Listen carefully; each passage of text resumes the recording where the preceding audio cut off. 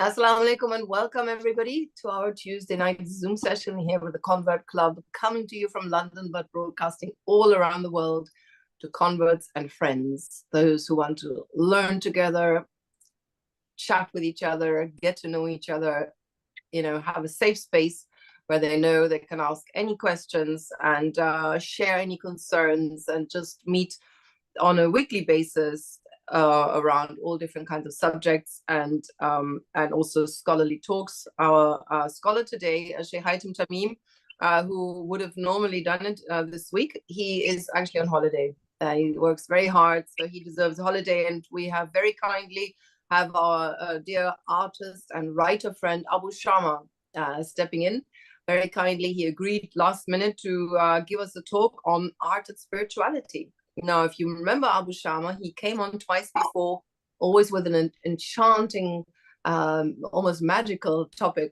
Once you had a story of the prophet, the Ark of Noah, Noah's Ark, and how it all happened, etc., and something to do with the prophets and their stories. And you did a wonderful sort of illustration of it all. So what have you got in store for us today? So I have art and spirituality. It's an interesting topic because there's a lot of overlap between spirituality and art. And I tried, because of the timing, I tried to put something together, but it's very, very difficult, this particular thing, because they marry in so many different ways and it's not necessarily logical. So trying to convey, in a rational kind of way, the two has been quite a challenge in the short time. Normally, I mean, I went and I looked at some of my notes and I was like thinking, there's no time to explain this. There's no time to explain this because everything points towards something else, and especially with spirituality, because spirituality has pillars before it. So in Islam, we don't look at spirituality as something that's standalone. We look at it in the context of a religious framework. And so to bring spirituality in a way, like sometimes you get people saying, I'm feeling spiritual because, I'm connecting to this or connecting to the universe. That's good. There is something there, but there needs to be more evidence. How do we know that the universe is a rational thing? How do we know that the universe can actually respond to us? So all of these other things that come into play, and it's not necessarily grounded in any other thing other than experience, and experience is subjective. And so it becomes really, really cloudy area without a religious framework, and especially around Islam, because in Islam you have spirituality come as towards the third pillar, if you can say that there are four pillars in Islam. In the deen, and one of the pillars is spirituality. You have Iman and Islam, and then the other one is eschatology. And we got this from Hadith Jibril, the very famous Hadith Jibril that was around 4 or 5 months before that the Prophet ﷺ passed away, and he came to teach the Medinian community their religion. So he sort of like summed it up. And so spirituality sort of like comes at the other end of it. And so it's an interesting place to start and then try to marry it with art. So inshallah, let's see what happens. It's wonderful. And you just touch on certain things. It's like a teaser almost. And then we can elaborate in our discussion when, afterwards, or when you pause once in a while, we can, just touch on, go a little deeper if somebody had a specific question. So what we'll do, definitely. So what we'll do is we'll actually, I prepared some material.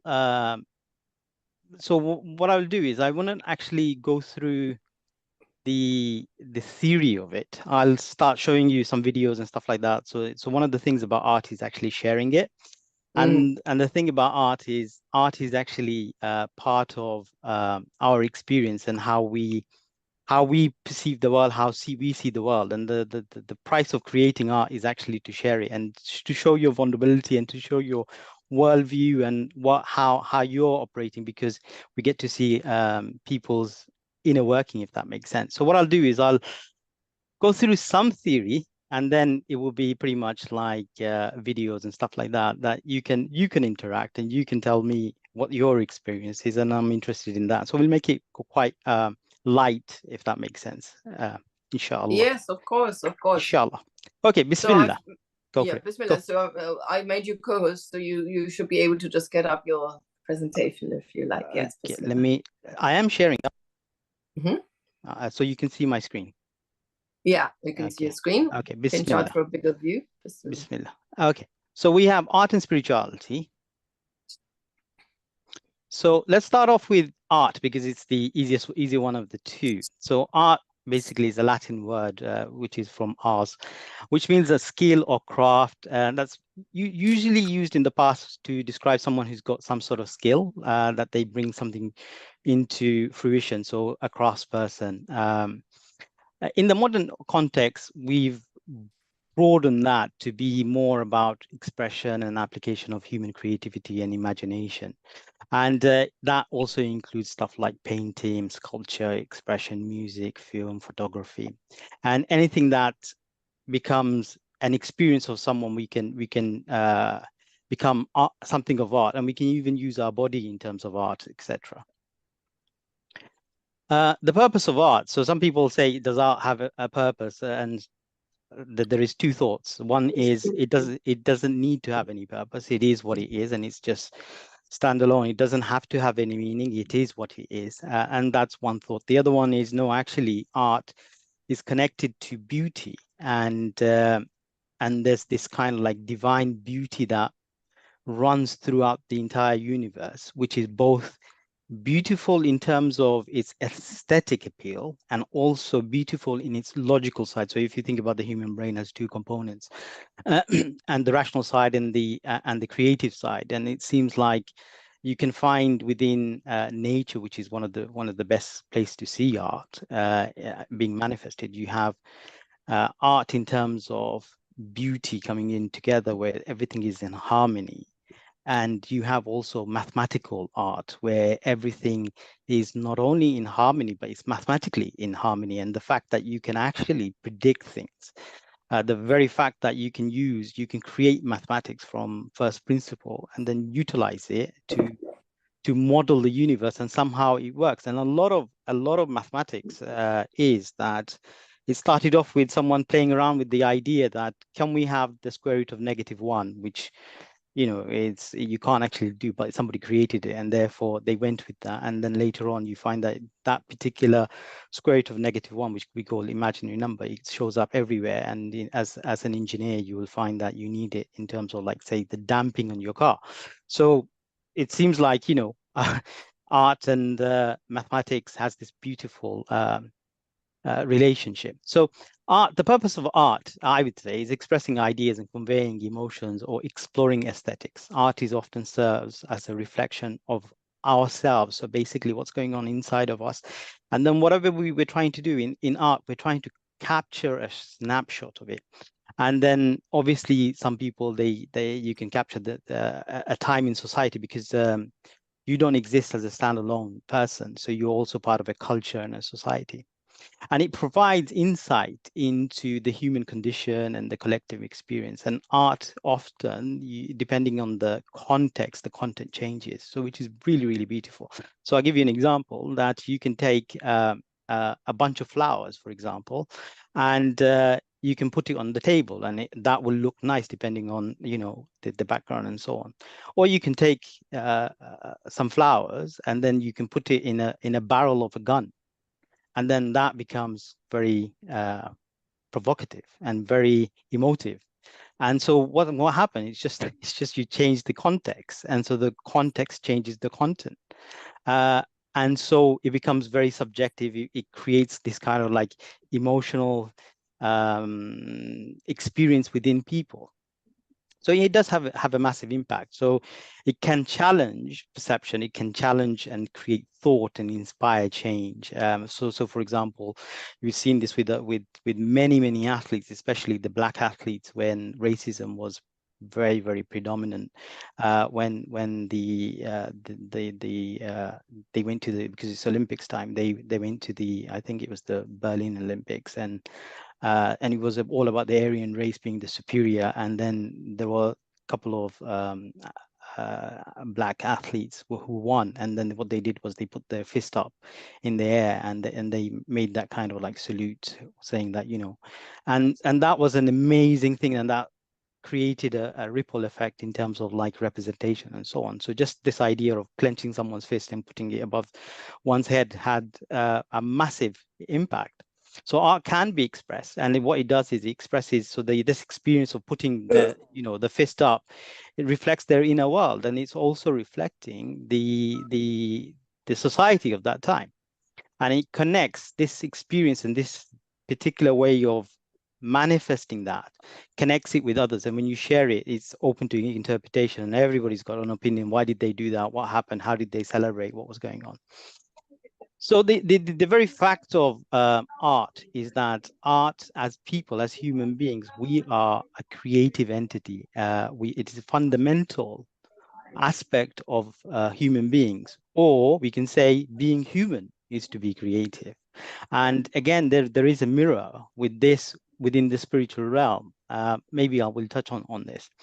So to bring into something into existence from non-existence, so a lot of things didn't exist before, and the artist basically shines their internal view, the world view, their skills, their experience, and then they craft something and they bring it into reality in however way. And then what happens is, as artists, what they're doing is they're either observing or they are witness or they're taking notice. So there's two parts of it. Either as artists, you observe and then you bring something into manifestation, or you become the thing that's being observed and witnessed. And again, this has a strong tie with spirituality.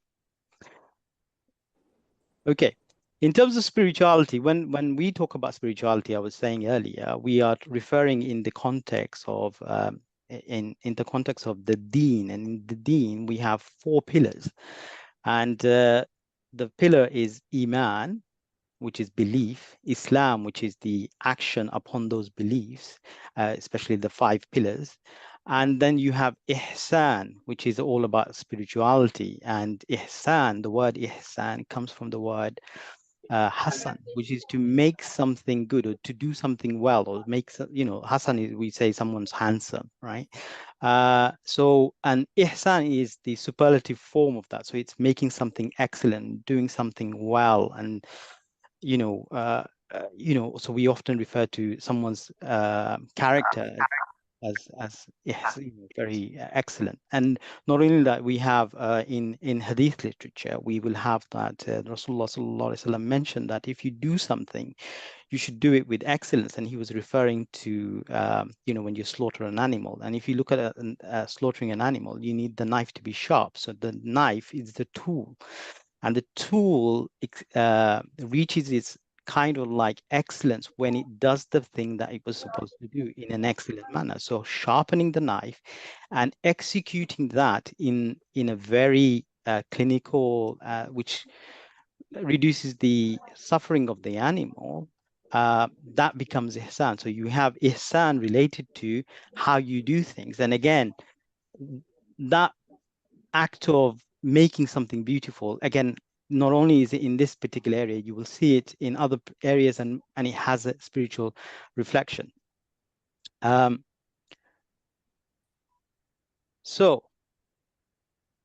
when maybe I jumped a bit. When we talk about spirituality, there is another aspect of spirituality. Let's go from the word spirituality. So the word spirituality comes from the word around breath.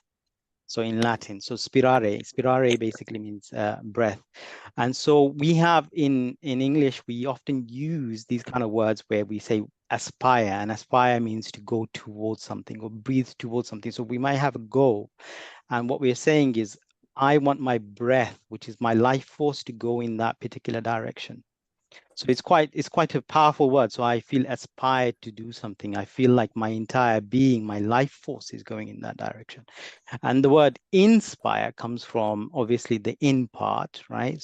And then spirare, which is to breathe. So what we're doing is we're breathing into something. So this idea that I feel inspired from within, and I'm doing something with a kind of like motivation and influence of the innate within ourselves, or the inner workings, and that's basically inspiring us to do something. We're breathing into something. And then we have the word expire, obviously, that's when we breathe out. So the word spirituality comes from that. It also comes from the word spiritus, which basically means breathe, as we explained. So it represents the idea of breath, or the primordial soul that was given to every human being. So spirituality is this idea of the breath meeting the condition or the quality of something. So basically, we're breathing in this condition, and we're basically living a life of purpose. So if we abstract that a bit more, spirituality embodies the belief that the breath of life is linked to the divine act of God breathing into human beings. So this is our belief, and this is often also the belief of Christians as well. So the act of God breathing into beings, and the belief or the practice centered around connection with the divine in all aspects of life. And there are two schools of thought regarding what the breath of God is, and even within the Islamic schools, there are two different thoughts. So one is his breath, as in like God's breath, or the divine breath, or it is the breath of Adam. So his, it's to do with the pronoun his. Who does it belong to? Does it belong to Adam, or does it belong to God? So Allah, so if you look at what's happened, is Allah is the creator, and he created human beings, and human beings are fashioned of two things. You have the spirit and you have the body. So you have the physical that meets the spiritual. So Allah created the body first, and then he breathed his spirit, either Adam's spirit or Allah's spirit. So I'm not saying literally. So in the language of spirituality, it means what it means. Let's see. Okay. And then between the two, we can say there's an interface called the nafs. The nafs is basically the governing software that goes between both of them. That's your collective experience, which basically, because they're two different entities. You've got the spirit on one side, and you have the material existence on the other side. They're not in the same domain. So you have something that bridges it. Some of the scholars, they say the nafs is like a kind of like operating system that bridges both of them, because it's go between. So the nafs facilitates the growth and maturity and the spiritual well-being of the ruh, and at the same time it facilitates the growth and survival of the physical well-being of the body, right? Because the spirit doesn't really understand the food of the mortal man, if that makes sense, right?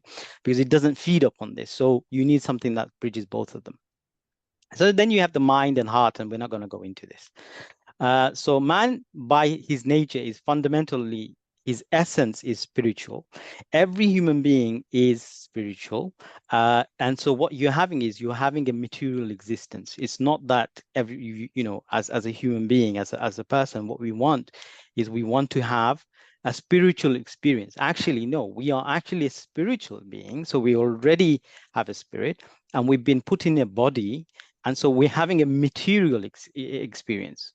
So this is why spirituality is one of those things that everybody talks about, and people experience some elements of spirituality.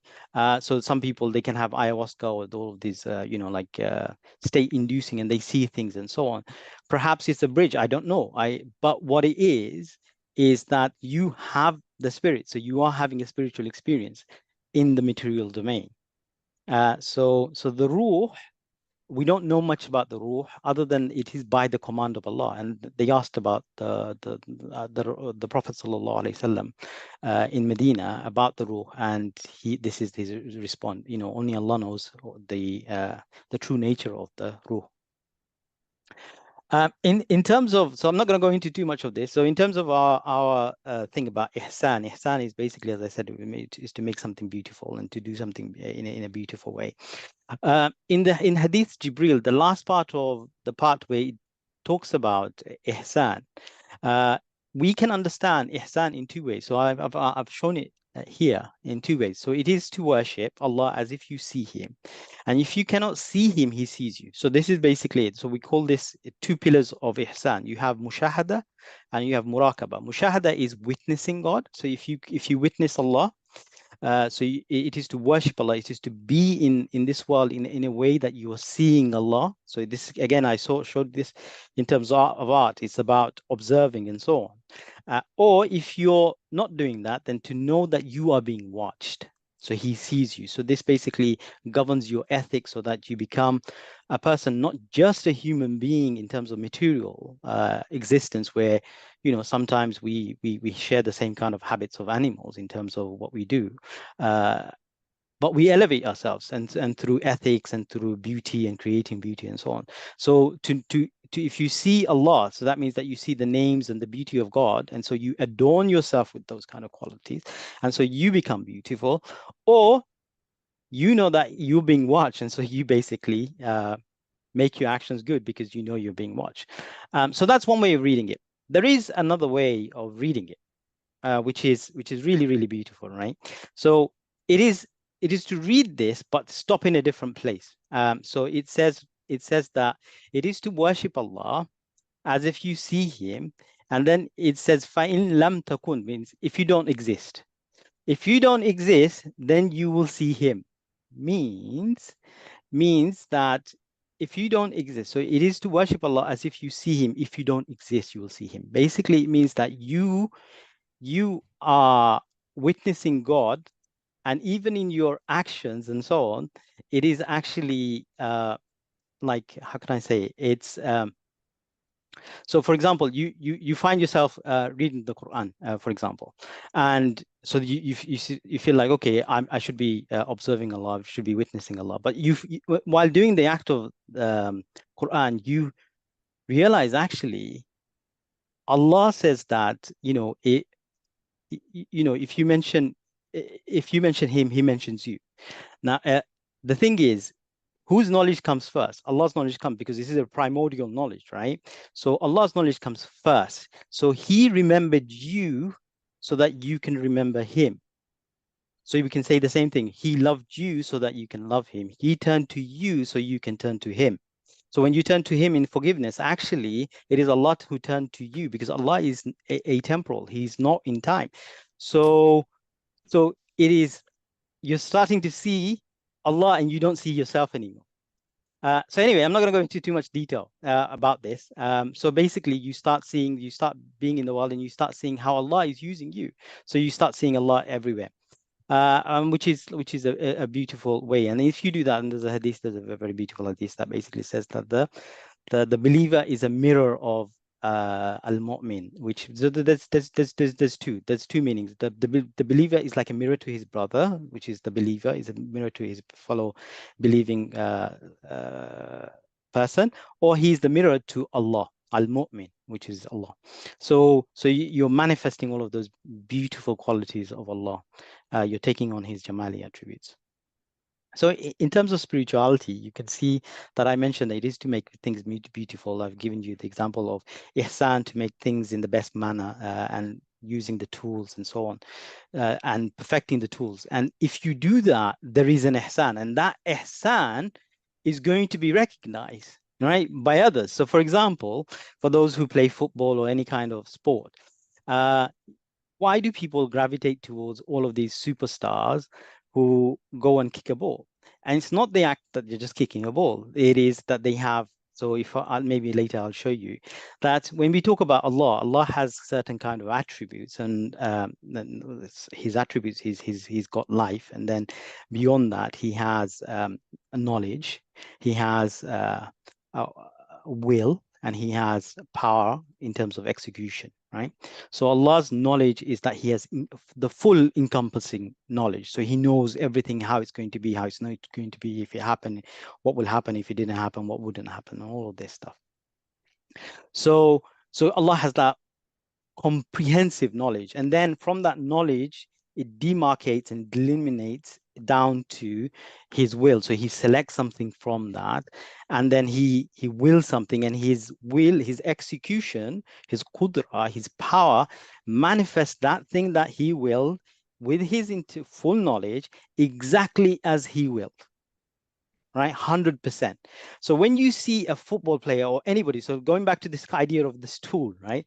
When you see a football player who, out of his knowledge, he understands the play and what's going on and how different people are, and he decides to go on this dribbling run, and he's figured out, he's got all of the knowledge, he's built his skills up, and he's thought of something, and then he's executed it, and then he scores in the top corner.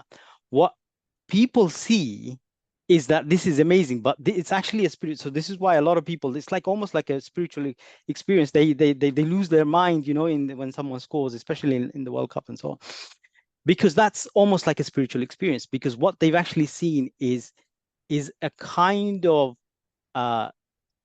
manifestation of the attributes of Allah in displayed in creation. So there's this kind of ecstasy in art. So this idea of perfection, because Allah is perfect and Allah is beauty, right? And Allah loves beauty. So you're seeing something like this and your soul recognizes it.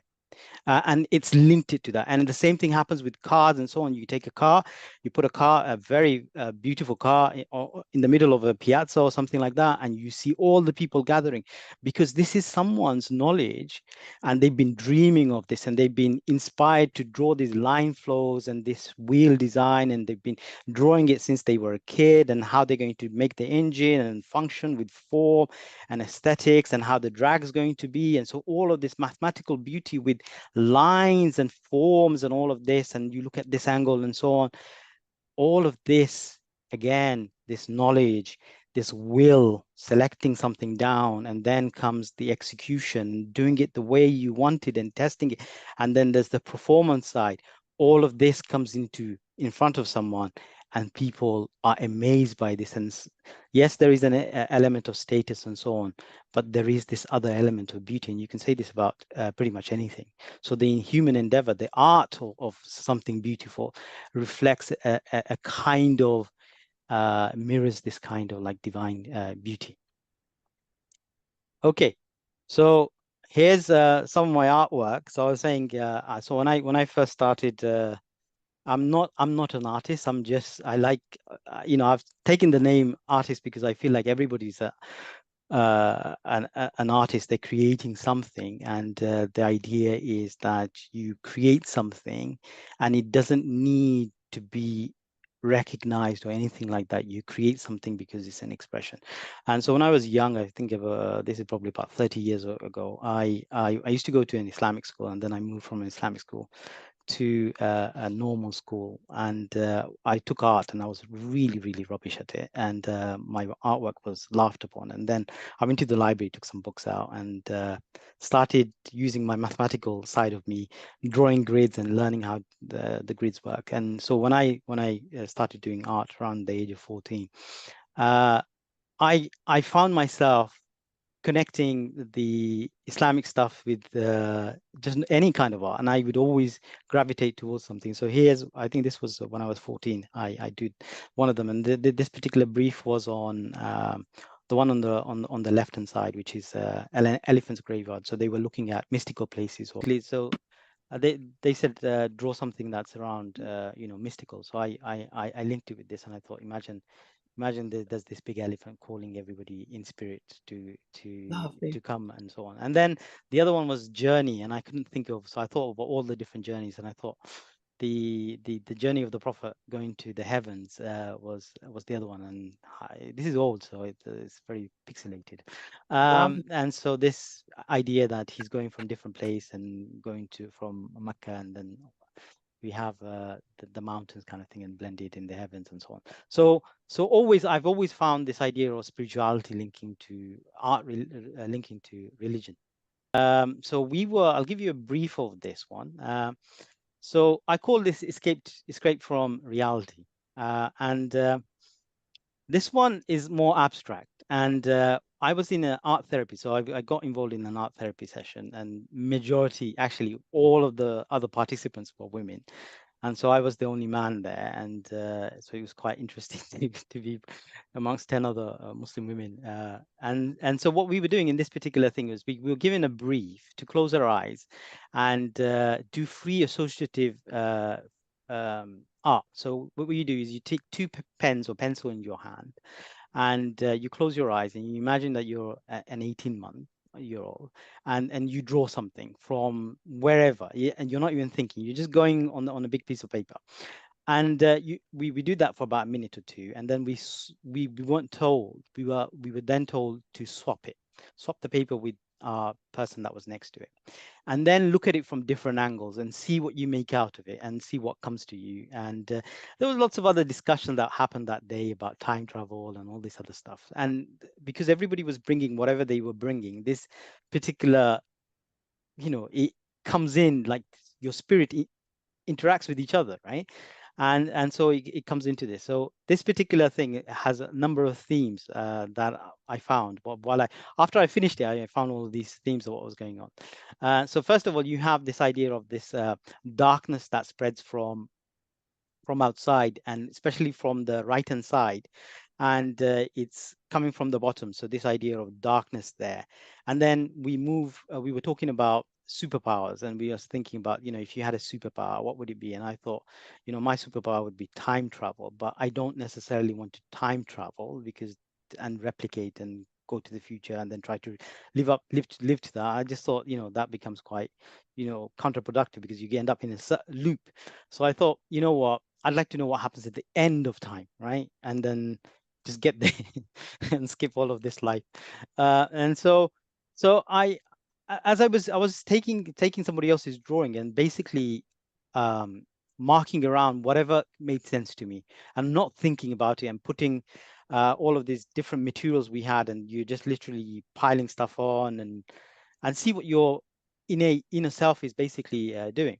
So we had about an hour to put this together. So I thought about time traveling, and then I thought, you know what? Time seems to be not on our mind sometimes. It's at the back of our mind, or it's camouflage, and sometimes time goes very quick, sometimes it doesn't go very quick.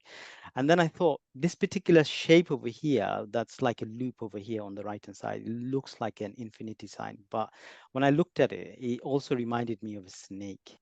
And a snake like an infinity sign, which is like a snake eating its tail, right? And this I found when I came back and I looked at it, that there's lots of this about the idea of life and rebirth and death, life, death, and rebirth, and this constant thing. And snake is often used within universal time as well, so which is like quite interesting where it came from. And it's camouflaged and it's hidden, and it can strike you at any time, and it can constrict you, and it grips you, and it drains your life, right? And so this snake is in the background, and so you have to be thinking. And then it has all of these patterns, and I thought about the the life that we live. Sometimes, it's all in boxes, and it's all about this idea of, mundaneness and ordinariness of life actually constricts the life out of you, right? And I thought of this snake as a rattlesnake. So there's a rattle at the background, which is basically reminding you of the death rattle. And then as a result, I used a thread, and then I made this loop over here, and this loop is going out. And I thought, okay, I'm trying to escape the snake, like in a snake-like pattern. And as I was doing that, I thought about, my mind went into this like thing where the spiral actually reflects the spiral of what happens with the Earth. The Earth is moving around the sun, and the sun is moving around the sun, and the earth together are moving. And so this idea of movement, I thought, okay, this is interesting. And if I remember, the earth is moving around 67,000 miles per hour around the sun, so which is phenomenal amount of speed. And then it's moving at, the solar system is moving at 500 millions, 500,000 million miles per hour around the Milky Way, and the Milky Way is doing 1.3 million miles. So everything is moving, and the movement of these bodies are not necessarily a circle, it's a spiral. They never come back to the same place. And I thought, I'm going to make this thread with gold, and because there are sentient beings on Earth. So this is the only being which has a soul. And then some of these people, they remember God, and therefore it draws the heavenly heavenly entities to come down as well. So you have this kind of, so I did this kind of like a mask of yellow glow around it, and as they're going around the world, going around the universe or Milky Way, they're taking the darkness and they're making it into the shining light. And it's amazing, because anybody who does dhikr, especially in something like subhanallahi bihamdi subhanallahi al-azim, then what happens is like it's like between you and the heavens, it's all filled up. So you go like filling the universe with light, right? And so I depicted the bottom part over there with different colors of like space. And space, you also have in space, you have the life and death being played out, because the colors comes from stars being born and stars stars dying and so on. And you have this beautiful thing where there's a fabric of space, and this thread is going through the fabric of space. And then I have this thing over here, which is a leaf. I thought about putting a leaf, and this idea of the leaf being me as like an entity blown in the wind of time, and I'm just like drifting away. And then I thought, whatever happens, even that knowledge. Remember, I was talking about time and God's eternal knowledge and encompassing knowledge. His encompassing knowledge is such that not a leaf falls that he knows of it, and it's in entirety. So I thought, about this and the idea of escaping. So even no matter how much you try to escape, you're not going to be able to escape, because we are in a fractured universe where within it, death surrounds us, and then life again and rebirth. So I framed it within this kind of cracks in the universe, and this is where you're like getting this kind of like cracks. And yeah, so that was and that came out from there. I don't know where it came from, but that was that particular one. Anyone want to comment or anything like that? Or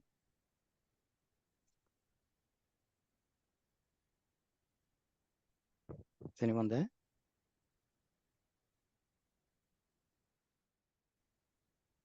So sorry, I muted myself.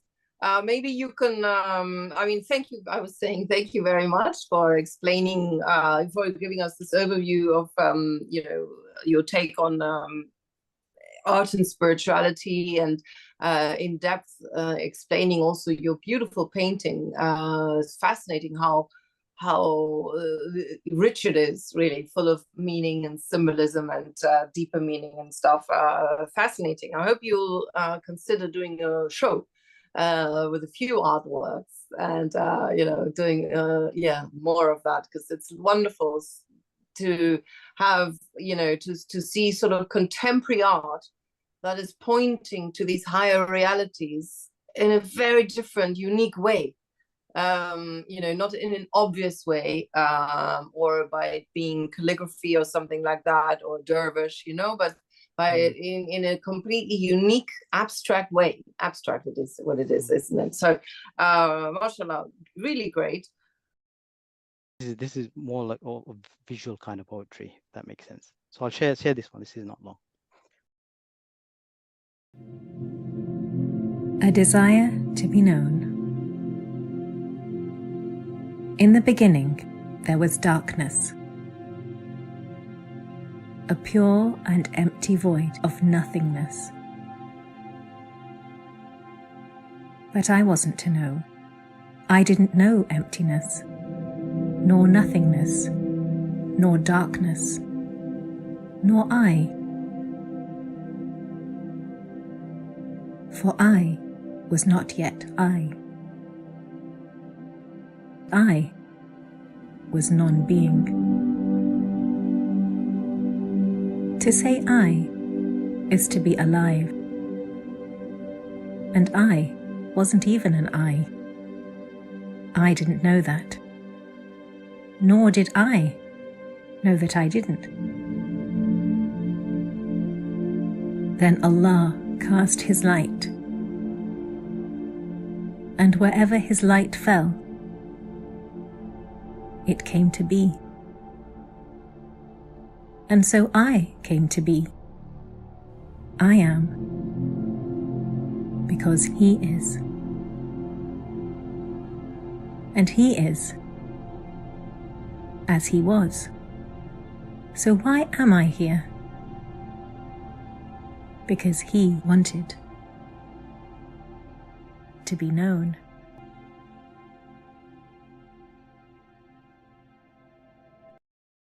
You know, you clearly make things beautiful and make beautiful art and meaningful art, pointing to higher realities, etc. But generally, I mean, what is your view on art just out there generally? It's not all beautiful, is it? A lot of it is actually quite disturbing or just strange. I mean, just look at the Olympics just the other day, the opening ceremony. A lot of people complained about it.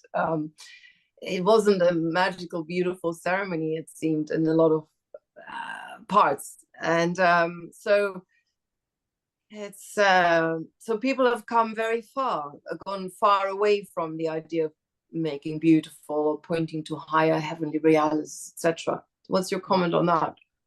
So I would say, so the highest form is to make something beautiful, because the highest entity to aim for is Allah. So if you're trying to look for something, and you're looking for, so there's a very beautiful statement that what has he found who has found, what has he found who has not found Allah, and what has he lost who has found Allah?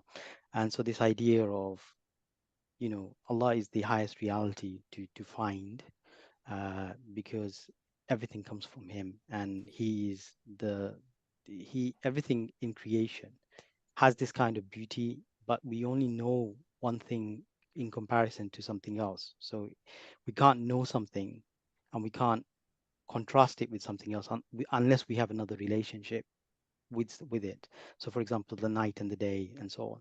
And so with Allah, there is no similarity. He's beyond comprehension, but we know he's beautiful.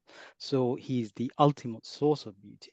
So now, in order for us to appreciate beautiful art, we have to have the ugly stuff. And the ugly stuff is actually beautiful for those people who make that. So that's their internal state. So for them, this is beauty. For them, this is, so this, you have, you know, this idea of, you know, catatonic expressions to be.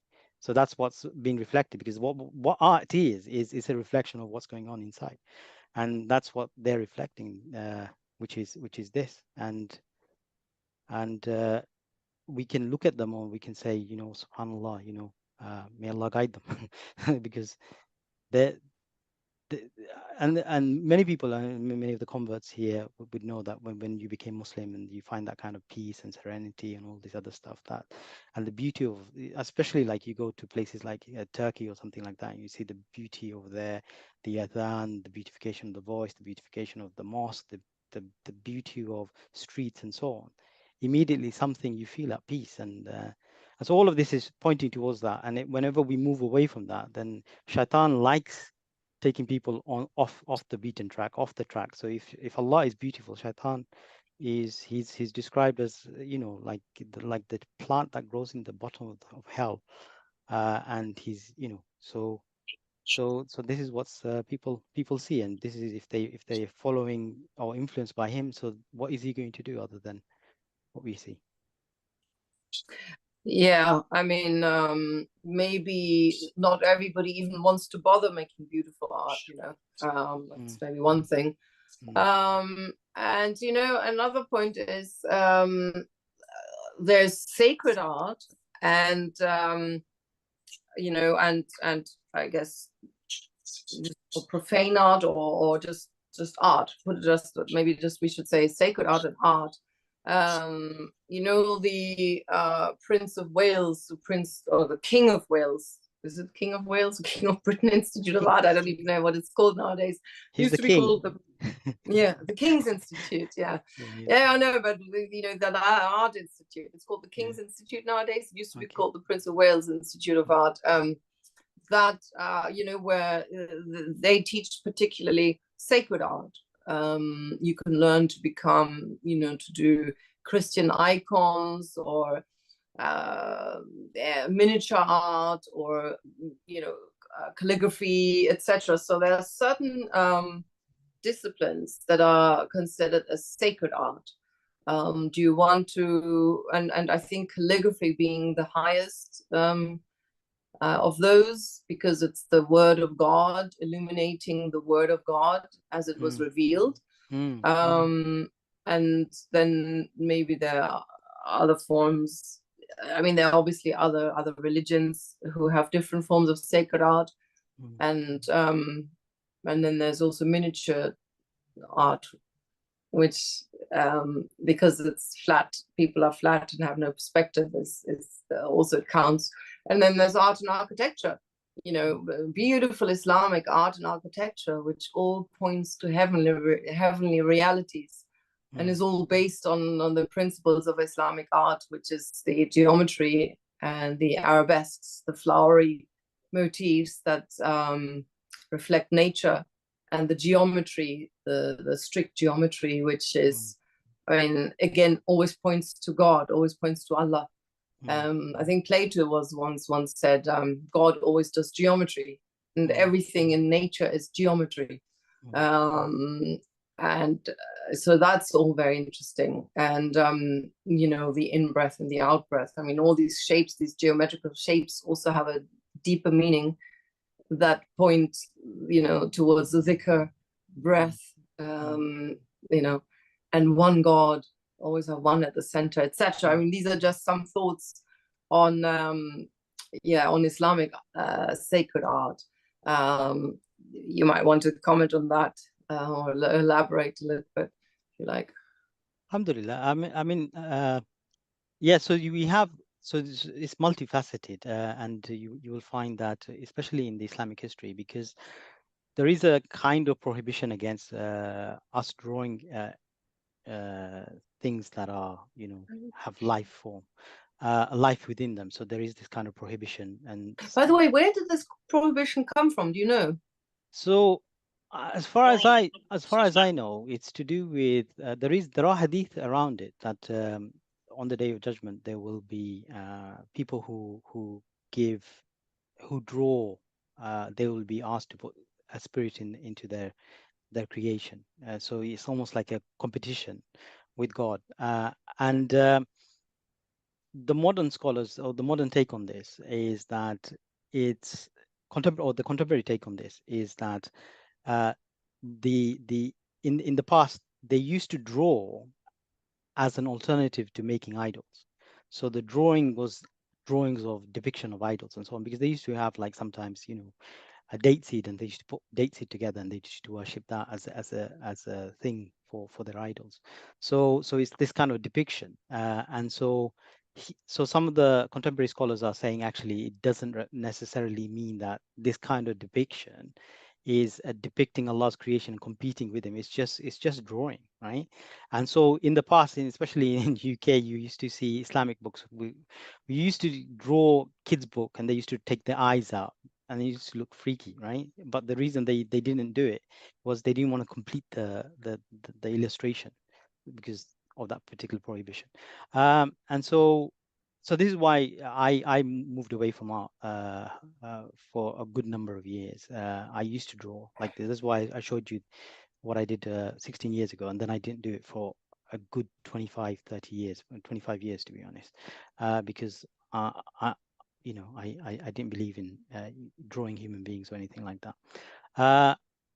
So you've got that. So then if you take that out, then you go back to nature, and then from nature, and especially if you look at the Islamic development, you had the Euclidean geometry and the Pythagoras theorem, all this, especially the Pythagoras himself. He used to believe in the idea that mathematics holds a sacred reality, and so they used to believe that the thing with dealing with mathematics is for people who are, illuminated people. So they have this color, like saintly thing, and they even created cults around it. Later on, it got dismantled, but yeah. So you have that. So Islamic art took into calligraphy and so on, and especially with Arabic. Arabic is amazing because it's from one word. Like I'll give you an example, right? So you take jasad, which means body, right? So you can take those letters and you can put them in different forms, right? And so you can rearrange it and they will give you different meanings, because a lot of the words in Arabic are from triliteral roots. So the jasad can only be used in all of its different forms. The only form that you can actually make something that makes sense is sajada, sin, jim, dal. So it's just like, as if like the human being, jasad is body, and the body can meaningfully do only one thing, which is to prostrate. So you get this kind of like beauty in even in the meaning of these words and arrangement. So they played around with calligraphy a lot. Yeah. So why don't we open the floor? Any artists in the program who would like to intervene or want to make a comment, inshallah, or people who love art and have some comments to make, inshallah. It's hard to comment. Yeah. It is, I know. So David, actually, you do. I remember you do draw figures on the beach and everything else, and in a very beautiful, artistic way, and just so organic and everything, and you capture them so well. Now, how can one make it so that? I mean, how does that sit with this thing that you said, which again, also I don't know where that comes from. I mean, you said it's a hadith.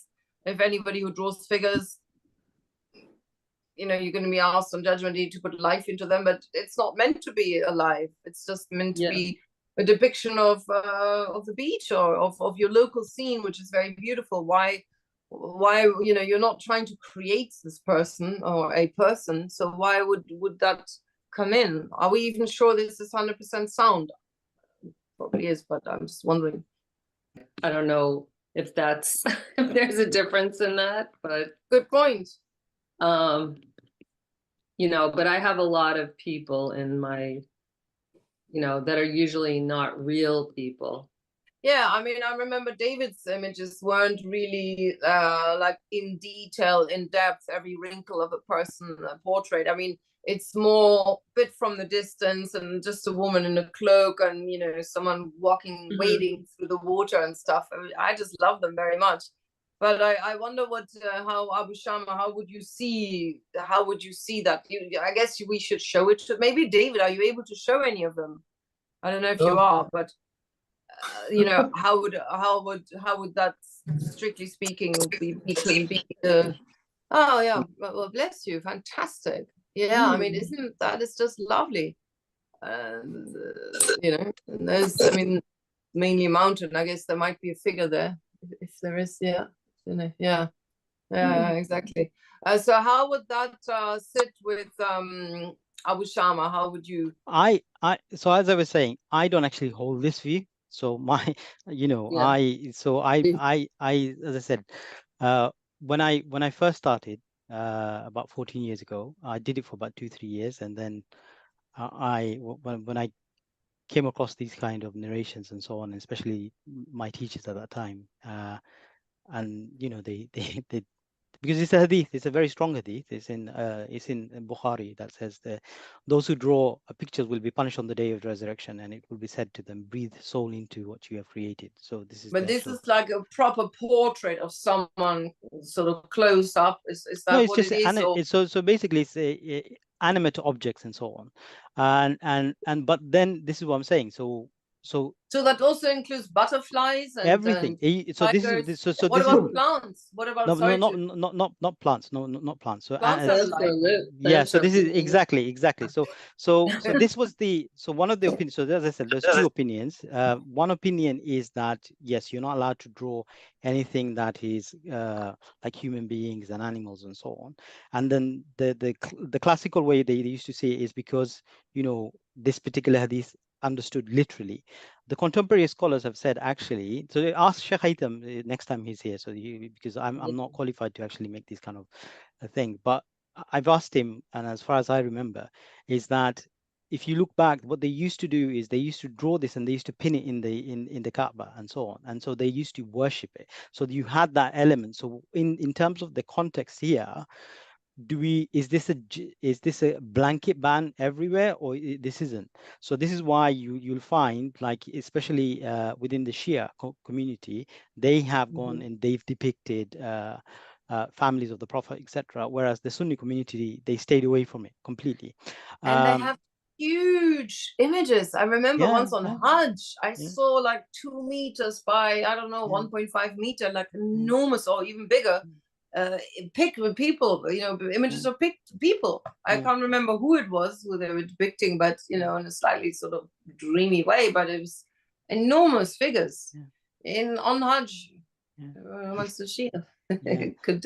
So it's an interesting thing. So and then I remember some of the contemporary scholars saying, look, you know, we're in an age where it's all about imagery and so on. So this is the medium of the people. So it's not necessarily in the idea of how it used to be in the past, where you take it as an object of worship or anything like that. So it is what it is. And I remember even in the past, people wouldn't take pictures. They wouldn't take pictures even with cameras. They used to say this is haram. And they used to say, you know, so again, this is, some people, as I said, this is an opinion. And there are other opinions, and so therefore, me personally, my son draws, and he draws his superheroes and so on a lot, and I don't stop him or anything like that. Okay, assalamu alaikum. Walaikum assalam. Yeah, I have a question. That means what we are discussing here.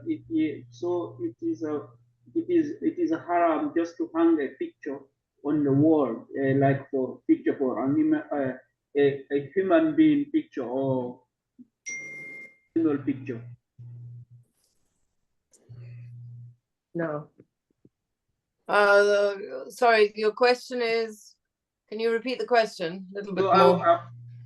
I was saying that so that what we are discussing here, so it is not good to draw human being picture or animal picture. So it is also haram as well, just to hang it on the wall, or like you pictures, any picture. Is this a question or a comment? It is a question and then a comment as well. Okay, fair enough. Thank you so much. Alareni, yeah? Yes. Yeah, all right, thank you. That's a question from Ireland over there. Fair enough, yeah. So are you allowed to have, for example, photographs of your relatives in your home?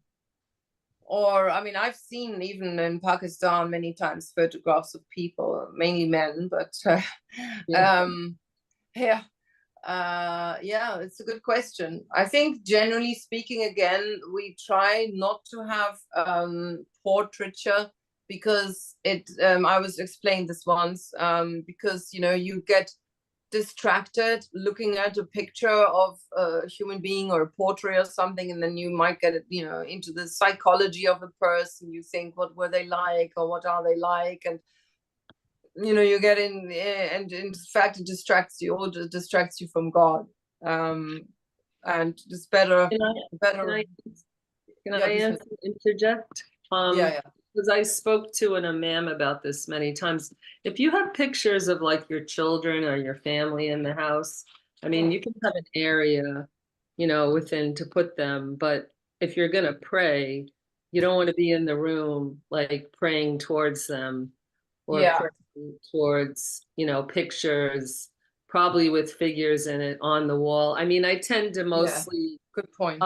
Most of the art in the house is mostly nature or that type of, you know, just because, I don't know, my husband's praying all over the house, so I don't want to, he's going to complain, oh, why did you put this? And, you know, fair enough. But that's how it was explained to me, that you're not worshiping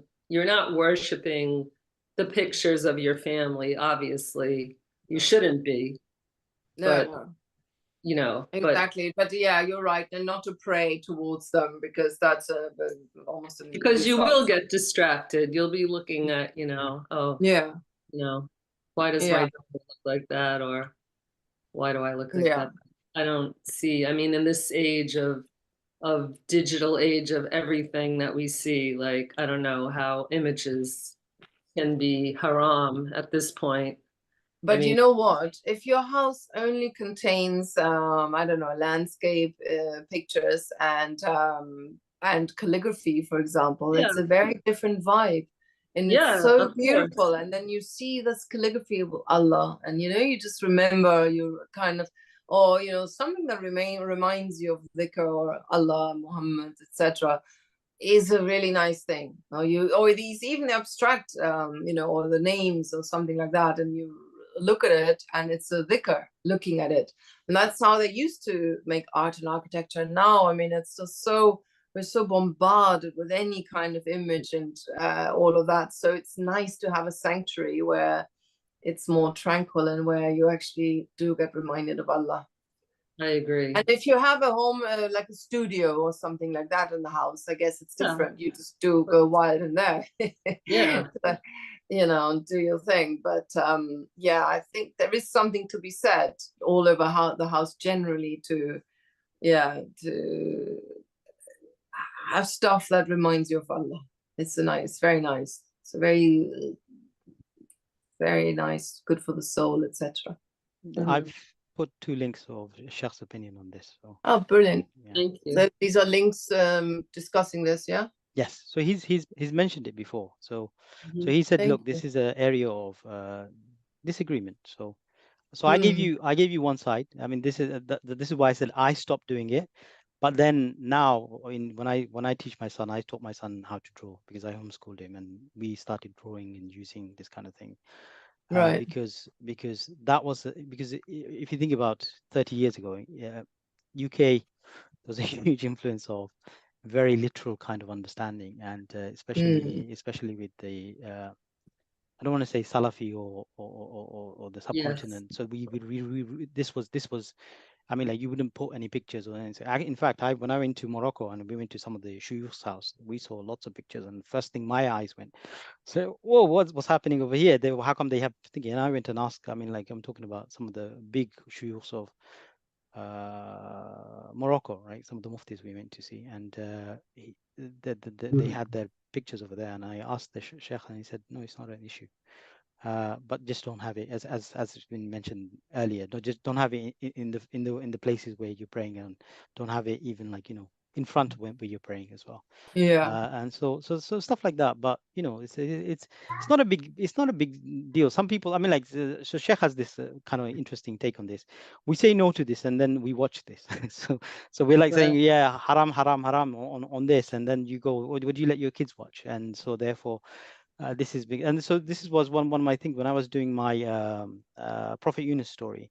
I had lots of people saying, oh, why did you put eyes on there? Why did you do this? Why did you do that? I said, look, they're gonna read Pinocchio or something else, right? And they're gonna see all of this. So I mean, like, it's not, we're thinking about next generation kids. They're going to be struggling with keeping their iman. I don't think this is what they're thinking. The bigger issue is stuff like pornography and so on. This is what's absorbing their mind. So I think sometimes we have to come back to reality and say, okay, this is nice. This is a nice discussion for the scholarly community. And you got scared. And the thing is, you got difference of opinion. So you got scope. So if it bothers you that much, then don't do it. And if you're okay with it, then there's scope for that as well. So yeah, fair enough. I think that's a very good, sound, practical approach. Yeah. How are you handling it, Victoria? Yes. Well, I didn't want to interrupt the other woman that was going to speak, but I wanted. I'm so sorry. I missed that. I didn't even see anything else. I'm so sorry. I just see you on screen. Yeah. I just wanted to say. Oh, quickly, sorry. Yeah. Next time, Nazim. Next time, it's your turn. Sorry. I wanted to add quickly. It is hard, when you raise children, too. Like Abu Shama said, they're surrounded by all these things, and if you come from an artistic background, or God gave you these talents, like it's in your soul, because I've always been artistic. I was an artist. I'm a musician, a singer, and my children have the same gifts. And how do you come to that, bridge between, this religion which I adopted, you know, I'm a convert. And these talents that you have, you don't like give them up. It's kind of like, you know, Cat Stevens, when he, you know, converted, that he had gave up his music. But my oldest daughter is an opera singer, and when we used to take her to Sunday school, the Islamic school, when she was younger, they used to tell her, this is not a career. You can't make a career out of this. This is only a hobby, and it's haram, you know. So she used to come home and cry, and but it was in her soul. It was like it was all she wanted to do. And so, you know, I think it has to be nurtured, but in a positive way. I told her, as long as you're doing something that's positive, like art or music, that fills the soul of people or is good, you're on the right path. That's my understanding. I mean, I don't, you know, I'm not a scholar to give an idea, but that's how I feel about it. I feel like we all have our talents and we should do something good with them to share to other people. Exactly. In a good way that is also pleasing to God and not offensive, you know, and that's the main thing. Yeah. So. And they're going to see it. It's out there, like you said, anyway, so they can just click on the internet and see whatever they want to see. Well, so. Quite right. So Nazim, you also had your hand raised. Yes, thank you very much, Jia, and thank you to our speaker. Just to introduce myself, I'm from South Africa. I'm an artist in my own right, by my own just practicing and doing things. And I just thought I'd share my story a little bit, if we have time for that. Is that okay? Yeah. Bismillah. Okay. Nice to have you. Thank you so much. Thanks for the invitation. So I always had a love for art. I went to school in the 1990s, and in high school, I knew that I wanted art to be my career path. However, in 1990 South Africa, especially in the Indian Muslim community of South Africa, art was seriously looked down upon as a profession. So only if you were not bright at school and you couldn't get into university would you go down the art path. Very much like many of our clergy as well. If they weren't bright at school and couldn't go get degrees, they'd go down other paths, and art was one of them. So from my parents to my headmaster in school, everyone discouraged me from following this path of art because I was way too bright and I was wasting my talent. That was the exact words. So as a teenage child, I followed that. I went to university, I got a degree, I had a career, etc. But I want to reiterate everything that's been said here today, that a journey in art, if God, or of your understanding, or Allah has put that love for something in your heart, it follows you. You don't have to do anything. It's there, it'll always be there. And you're sort of playing to its tune, you know? So when it wants to be drawn, things will appear. When something wants to be expressed, the tools will appear, you will be available, and it will, I firmly believe that was a love that Allah placed in my heart, and it's been by my side throughout everything. And nobody could stop it. Nobody could stop it too, up to now. Look, I'm actually doing some calligraphy work. I don't know if you can see that, but as you're speaking, I'm doing some calligraphy work right now. And I want to say that I followed a career. I did everything professional. I did everything from the left brain, but nothing was as fulfilling as not knowing what I'm doing, sitting with a palette in front of me or a calligraphy pen in front of me, and it just flowing. Right. So I really do believe that there's a beautiful magic in art, particularly from a spiritual point of view, that Allah makes it happen. We really do nothing but make ourselves available. That's so beautifully said, also, my friend. Thank you. Also, from a spiritual point of view, I do believe that respect for our equipment, respect for palettes and paints and pigments, and actually connecting more with those from a spiritual aspect is something so fulfilling. It adds a whole new dimension to doing art than Western art or something you learn in university. So yeah, I just believe there's so much magic in following art and doing it from a spiritual perspective. And you're so right to follow the calling, to follow the voice, your inner voice, etc., because that's God's direction for you. But then how do you balance it? I mean, now, on a more practical level, art is your calling as an artist. But then, how do you balance it with trying, if you're living in the city, it's, you need to have an income, etc. This is what a lot of people wonder themselves. Should they get a job as well to support themselves? Because not every young artist, every new artist is immediately able to support themselves doing the art, etc. I think you use the right word, and I'd love to hear other members of the panel and the speaker himself on this. I think you use the right word when you say balance, because that's what Islam is all about, right? So we've got to think practically. We've got to think about livelihood. We've got to make ends meet as well. And if we can balance that, then you've got the perfect solution. Yeah. And I do believe that the path will open itself. I mean, at one point in time, I needed a sabbatical from work. My work was very mental. I worked with disabled people, disabled children, all of that. And I reached a point of burnout. And so I just could not, I had no other option but to stop. So I handed in my resignation, etc. And all I did for 2 years was art. And I have no idea to this day how it sustained me. But I had everything I needed. So I do believe that we've got to put trust in our journey as artists and connect spiritually. And what needs to be done will happen. But of course, we've got to be practical and find the balance with our day-to-day lives as well. Yeah, I think you're full of wisdom there.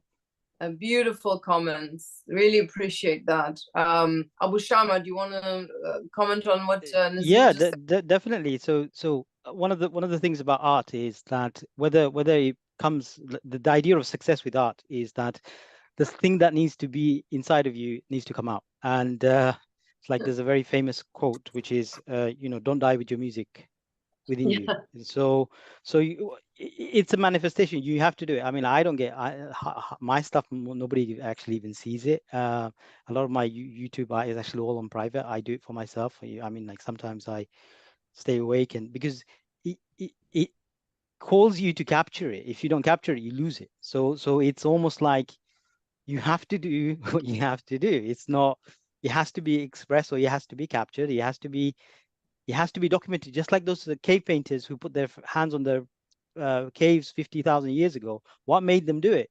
They did it. And that's the thing about this. And I didn't show you, there was a slide where, the qualities of Allah, which there are 7, right? We affirm.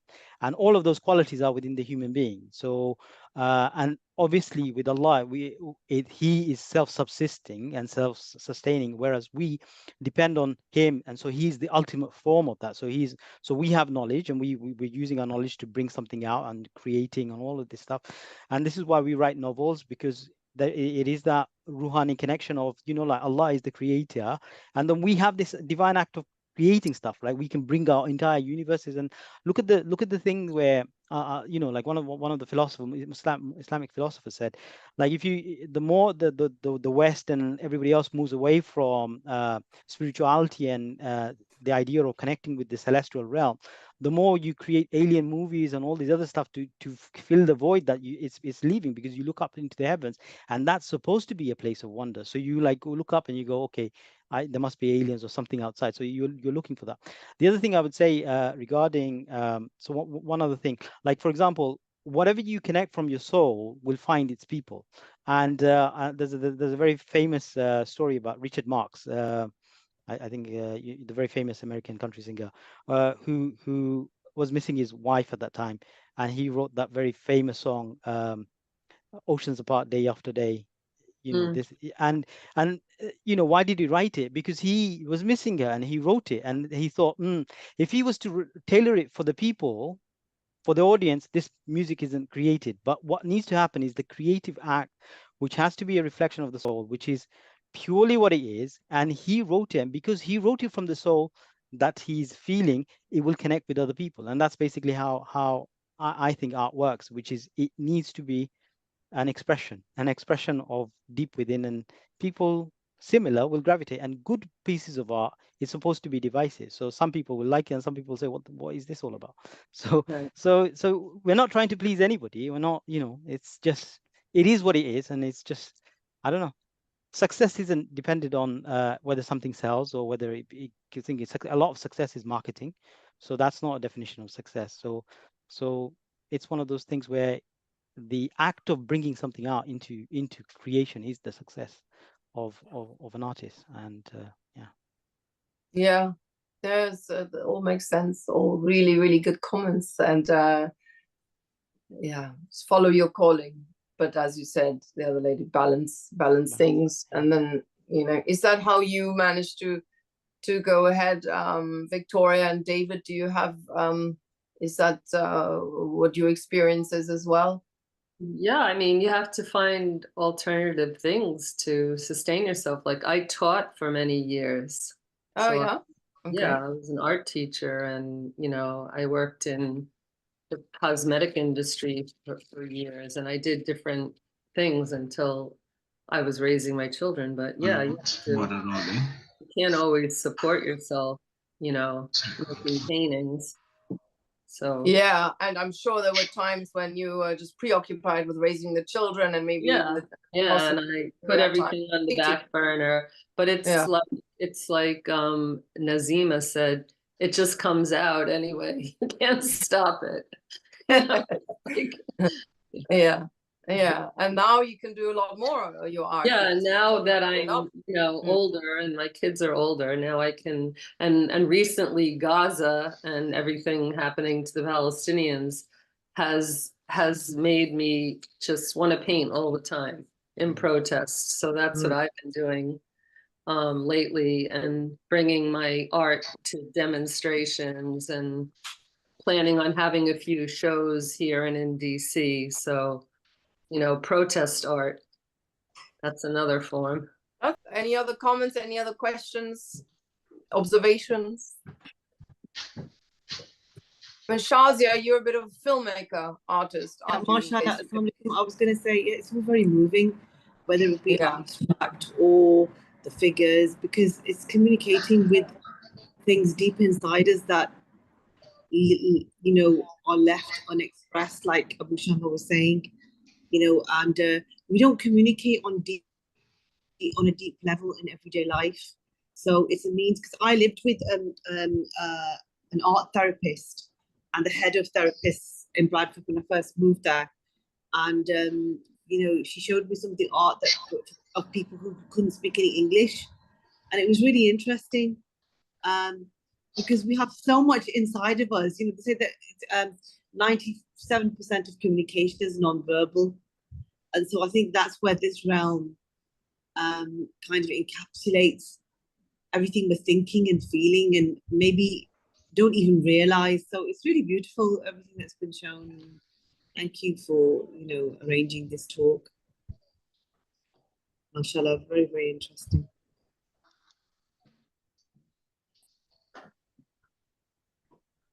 And are you doing your art full-time now, Shazia? Your film art, so to say? Yes, I'm filming at the moment. We're just trying to wind everything up before 9/11, hopefully.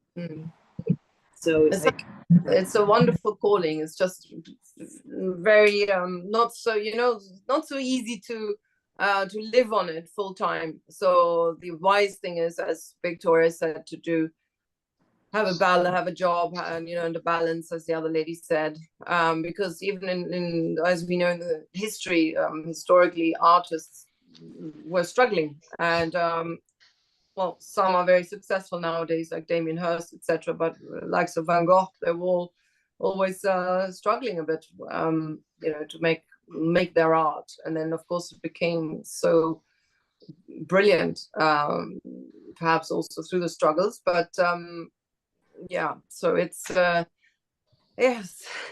Abu Shama, how much of your life is actually doing art? Is it a hobby for you or a full-time vocation?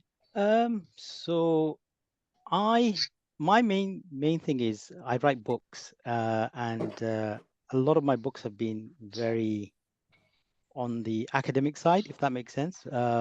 And it's interesting, I've never published any of those, and the ones that are slipping through are more of the artistic stuff, which is where I find myself when I'm doing more on the writing. I always circle back to these things, if that makes sense. So there's a video I have to make, and it's like I put everything else down, and I feel like this is what I need to make. If I don't make it right now, then I'm going to forget, and so I'll spend like time making that. So like yesterday, I didn't sleep. I made a video on one of the things, especially with Palestine going on, and I felt like I needed to capture that, and so I made that, and then that kept me up until 7 o'clock in the morning. And sometimes I go, what's causing you to do it? And you just go, I don't know, but I feel like I have to do it, if that makes sense. And I think this is one of the other things that if you actually look at the specifically the artists, and there's the idea of artists, often they're not the norm, if that makes sense. They're not part of the mainstream conscious stream of consciousness of all of these people, because if you think about it, the normal people, they are all within this kind of ball where everything is familiar. The artists often, they deal with stuff within the realms of what is known and what is unknown, and so they're often looking a lot of the time in dark places, right? Especially the darkness of the shadows of the selves and all this other stuff. And so they're always trying to shine light on something, or they have a certain kind of disposition, and they try to capture it and they bring it back. And this is what happens. They bring that particular thing back, they bring it back to the mainstream, and hopefully the mainstream adopts it, but often they're outliers.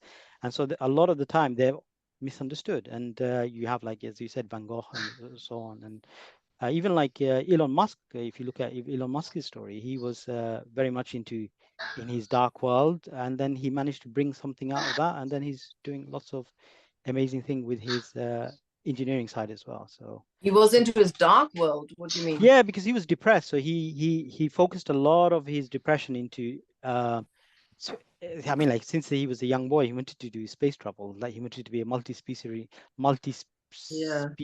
something, where human beings are going. Maybe that's his that's his bullying and all this. I mean, this is the people who've written on him. They say maybe it's a symptom of his upbringing, which is he felt like he wanted to escape, and so you get this kind of like, people who deal with the shadow side of things, they shine a light. So look at, I mean, I don't know if anybody's gone to Van Gogh's exhibition. If you look at the last part of his paintings, he was drawing stuff around roots and so on, and then he shot himself on the stomach.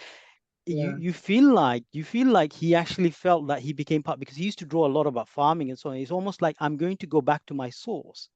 So it's a very interesting take. When I looked at it, that's what I saw. Sometimes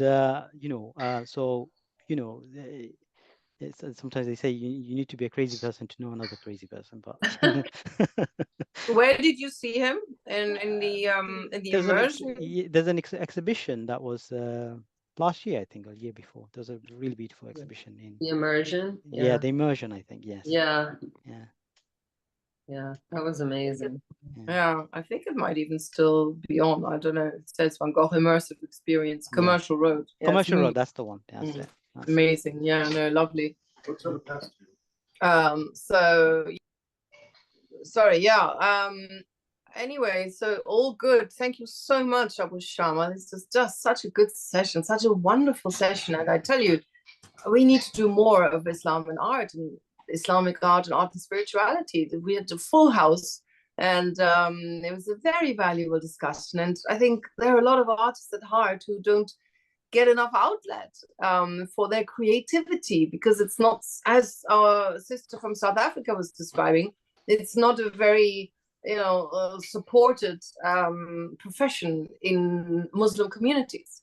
And they don't even appreciate it enough. I mean, in fact, my publisher awakening nowadays, Claritas, they've always said the Muslims Muslim community doesn't really appreciate generally the media, the arts, music enough, and they don't support it enough. And it's such a great shame.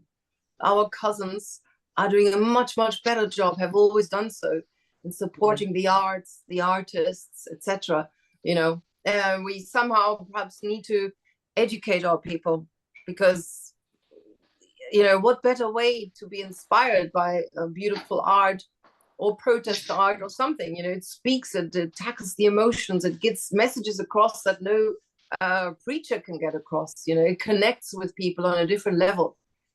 And I don't know how Victoria is getting on in her Palestinian community with her art. No, they love it. They love it. Yeah. They love it. You see, good. Yeah, it needs to be spread further and wider. So I'm hoping also to see some of your art, Abu Shama, in a gallery or something like that. Your contemporary, your abstract art. That was just a brilliant artwork you described there, and we saw. Fabulous. Do carry on. Inshallah. I'm going to just ask, is Abu Shama the person who did the one about the storybook with your son? Yeah. Yes. Oh, that was such a lovely presentation as well, mashallah. Yeah. And we all love that. The artwork along with the actual writing. Mashallah, we need to see more of your work. And we love to see more of your work, and he's kindly stepped in the last minute, and I'd just love to have you back more often, Abu Shama. You're stimulating such lovely discussions, and this is so enchanting and inspiring and enlightening, and just really great. So please come back soon. Just let me know, Abu Shama. Do reach out to me when you have a new project, because you said, luckily I had just pretty much prepared something already anyway, so I can easily do it. But if you have something new up and running, sorry about that, there's some noise. Do keep me posted, yeah, so we can feature you again, inshallah. Inshallah. This one's quite interesting because I was going to, when you asked me to do this, I had a different presentation, which was on spirituality, and it was too heavy, and I didn't know where you would begin and how much you would touch upon.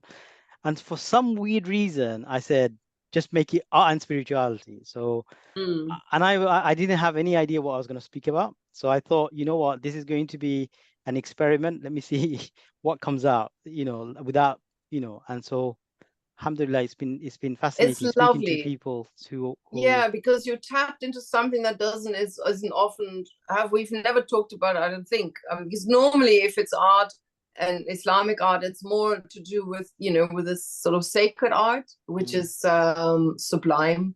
But you elaborated more on the sort of free art, making things beautiful, and sort of connecting in other ways, not in the formal calligraphy sense, or with the miniatures or the geometry and stuff. So it was really very enlightening and very inspirational, and I do hope to see your art somewhere out there, inshallah. So we'll keep in touch, and also Victoria's art, let's all look at the group and see her Instagram. I'll forward it to you also, Abu Shama, so you can see what Victoria does. And David, love to see more of David's work, inshallah. His work is very beautiful as well. He's based in Oman, and he draws with charcoal and pencil and things, the local sceneries, which are very different to what we see here in London. So it's always lovely. And when Shazia has her film ready, or something to view, please also let us know, so we look forward to having a look at that. Why don't you, Abu Shama, meanwhile, close our beautiful artistic session that was enjoyed and loved by everybody in the house with a beautiful dua. Barakallahu feek. Thank you so much. Assalamu alaikum, everybody. Alhamdulillah. Everything that we get it from Allah, and may Allah make us people who his good works and his names and his attributes are manifested, and make us beautiful human beings, that when people see us, that they are reminded of Allah and not of ourselves. And we are people who our mission is to propagate the knowledge of Allah and also become people who are beautiful character and conduct. And through that, we not only show a demonstration of how good conduct is, but we are also an ambassador for this deen, inshallah. Assalamu alaikum. Inshallah, lovely. Jazakallah khair. Thank you very much. And